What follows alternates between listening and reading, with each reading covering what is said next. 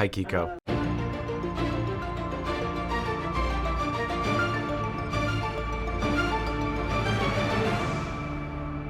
Thank you for taking the time. Thank you. My pleasure. Hey, Sagar, how you doing? Kiko, how you doing, man? Nice to talk to you again. Yeah, yeah. I'm excited that you're here. I'm Yeah, glad we get to do this. definitely. I like your background. I'm thirsty. I can see something Oh, that thanks. Yeah, you're gonna.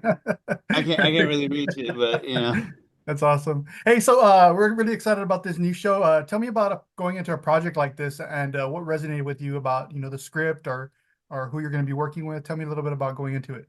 yeah. I mean, I read the script about 5 months before they started casting, and I made it my life's mission to be a part of this project at any capacity. Mm, And I had no idea that I was going to play this big of a part in it being made, but I'm so happy to do it. It's the job I can work for the next 10 years of my career, and I'd be the luckiest guy in the world.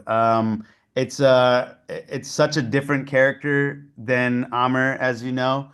mhm. Um, and this one's really special to me because it's the first time that I feel like I've been in a place where I can be a part of the development of a character. Mhm. And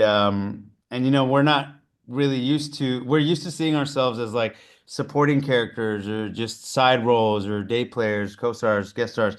And when you play roles like that, you don't get to spend enough time with the character to really make it a third dimensional, character. So we had the best time, me and Asif and Borna, putting these characters together, and yeah, it's just been the the time of my life, an Definitely. amazing opportunity. Tell me a little bit more about that. Like, what kind of conversations did you have, like the creator and others around you about Raj and what you wanted to bring out to him? Did like stuff change from the page to the screen because you were in that role? Well, I know that originally Abdullah wrote the character for himself to play, Mm, but early on decided that he was just going to focus on the writing and the creating of the show. right. And so initially I was really trying to channel his energy Mm, into it.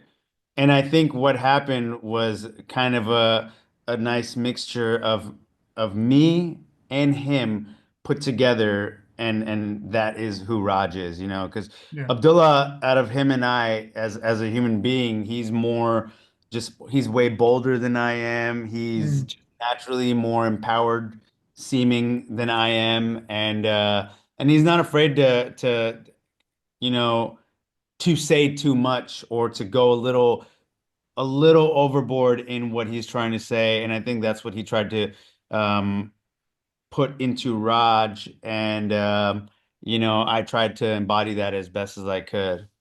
very cool. What about the character's quote unquote spoiled side? Could you relate to that or, at all, or did that feel foreign to you because that's just the way you weren't raised? You know, I didn't grow up with a lot, but I still had like I always wanted to buy labeled brand designer brands. I just could never afford it. And I am the only one. My family is a gas station family. You know my brother, Mhm, right, which is how we met the first time. right. So my family comes from, the gas station business, and I am the only one in my family that like had zero interest ever in working at the store. Right. And sometimes like I learned how to do everything because sometimes they needed help, Mhm. because employees couldn't make it or whatever. They needed someone to open because my parents were out of town. So I like learned how to open and close and do the register and all that, but I was so begrudging about it. But I was always the one that was like, I don't want to do this. I see myself like working at a big company or whatever. I just the early mornings, the 6 a.m. opening Right. was like way too early for me to wake up. And the closing, it's like I got better things to do, man. I got to go to the club. You know what I'm saying? And So you also had to make a living where you could buy the designer jeans, right? Oh, I never did. I didn't get any designer clothes until probably a year ago. That was the first time I ever got something designer, and I was like, "Whoa, I actually own this now." That's awesome. So, so for people who don't know what like the deli environment is, I mean, people know convenience stores, they know gas stations. Like, what's so special about a Pakistani deli? Um, a Pakistani deli is, I mean, ultimately it's the same thing as a convenience store, except they make sandwiches in the back, right? Okay. That's really it. And back in the day, we used to own one of the stores that my dad owned had a deli in it. Mm, So this is when I was 14, 15. So we'd go back there and we'd serve the customers. I actually enjoyed making those sandwiches and making the pizzas for the customers. But yeah, cool. that's basically what it is. That's very cool. That's very cool. So, how would you describe your humor, and how does it match up with what you're able to do here on the show, and then maybe how it matches up with just Pakistani American humor in general, if it's a lot different than I, regular American humor, I would whatever. say my humor matches, it aligns perfectly with the show. You Hmm. know, it's a little dark, it's a little dirty, it's a little you know, just not, it's not the typical Pakistani humor that you would see.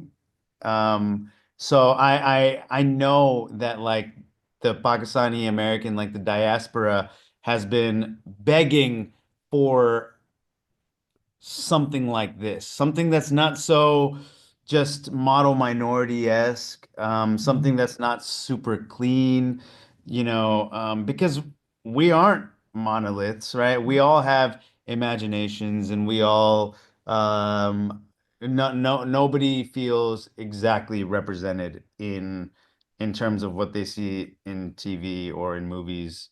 They don't feel like they're seeing themselves. They're seeing like they feel like they are seeing a version of themselves that wasn't written by someone like them.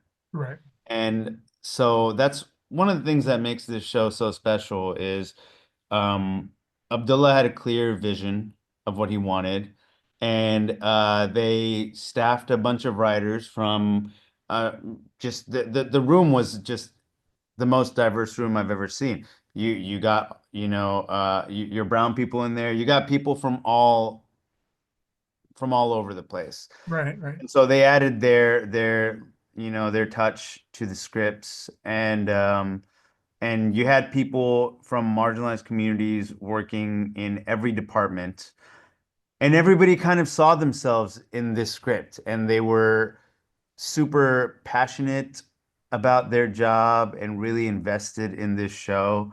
So nobody wanted this show to fail.